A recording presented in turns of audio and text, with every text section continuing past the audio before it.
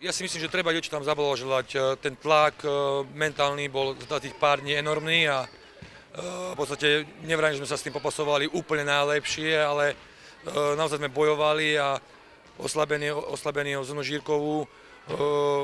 Treba naozaj priznať, že Anke Jurčenkovej vôbec zápas nevyšiel a v podstate my sme ostali v sedmici a dievčatá vynaložili ohromné množstvo síl, aby sme ten zápas dotiahli tam, kde sme ho chceli, ale nakoniec to nestačilo.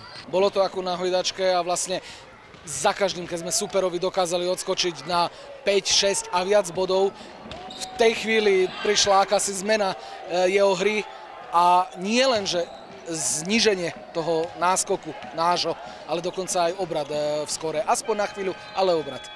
Tak treba priznať, že naozaj sme boli trikrát vo vedení 8 bodov a nie, že sme o ten náskok prišli, ale strašne rýchlo sme o ten náskok prišli a presne myslím, že tam boli tie 3 zlomové body toho zápasu a najmä za stavu, keď sme boli o 8 bodov v 4.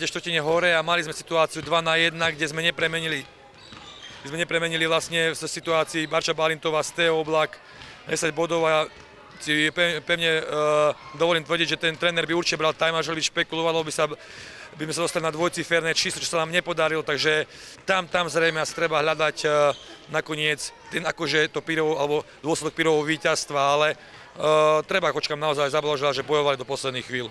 Ale asi sa zhodneme na tom, že táto séria sa rozhodla už vo francúzskom Lille.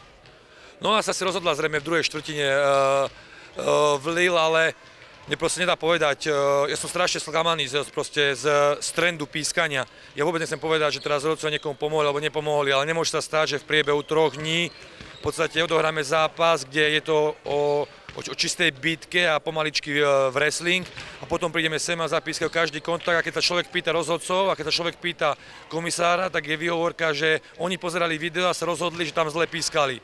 Ale ja si myslím, že v tomto smere v podstate urobili s nás nechcem použiť nejaké invektivy, ale nejakých volov.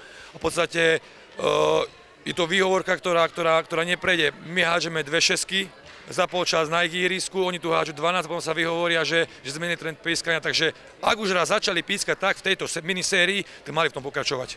No a na záver tá kasírska otázka, pretože vlastne vy ste to pred touto odvetou vytiahli a asi to bude treba dopovedať. Ak neúspejeme, možno zvážim podanie rezignácie. Možno zvážim, alebo vykašleme sa teraz na to a bojujeme ďalej?